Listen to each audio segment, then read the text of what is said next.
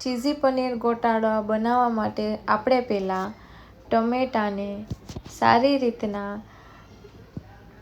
ઝીણા ઝીણા પીસીસમાં બારીક કટ કરી લેવાનું છે।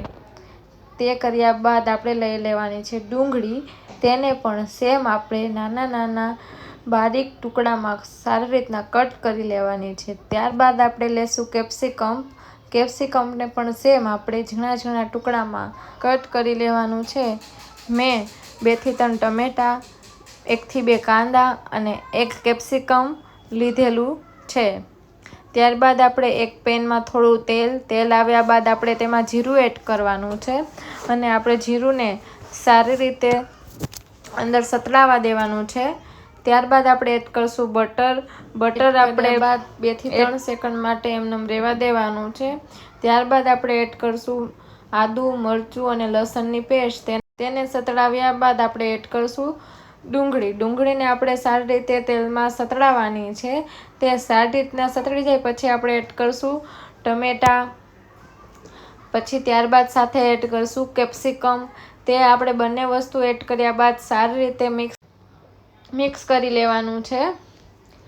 આપણે બંને વસ્તુ સારી રીતે મિક્સ કરીને થોડી વાર આપણે તેમ જ સતળાવવાનું છે। સતળાવ્યા બાદ આપણે તેમાં એડ કરવાનું છે સ્વાદ પ્રમાણે મીઠું, થોડું લાલ મરચું, ત્યારબાદ આપણે એડ કરશું ધાણા જીરું અને પાવભાજીનો મસાલો।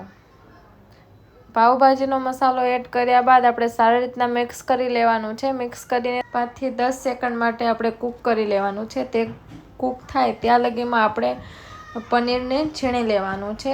તેની સાથે સાથે આપણે તપેલીમાં પાણી ગરમ કરી લેવાનું છે।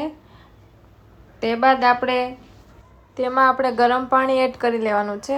હવે અમારા માહીબેન રહ્યા મામીના લાડકા, એટલે કે ચાલો મામી હું પણ તમને હેલ્પ કરાવી દઉં। તેમે હેલ્પ કર્યા બાદ આપણે 2 થી 5 મિનિટ માટે કૂક કરી લઈશું। કૂક કર્યા બાદ આપણે તેમાં એડ કરશું પનીર એડ કર્યા બાદ આપણે એને સારી રીતે મિક્સ કરી લેવાનું છે। તમે જોઈ શકો છો આપણે જ્યાં સુધી બધી જ ગ્રેવી અને પનીર એકસાથે મિક્સ ન થઈ જાય ત્યાં સુધી આપણે એને હલાવતા રહેવાનું છે અને સારી રીતે મિક્સ કરવાનું છે। મિક્સ કર્યા બાદ આપણે ફરી તેમાં એડ કરશું ગરમ પાણી એડ કર્યા બાદ 2 થી 5 મિનિટ માટે કૂક કરવાનું છે। ત્યારબાદ આપણે તેમાં એડ કરશું કસ્તુરી મેથી, પછી એડ કરશું ચીઝને આપણે સારી રીતે ખમણી લેવાનું છે।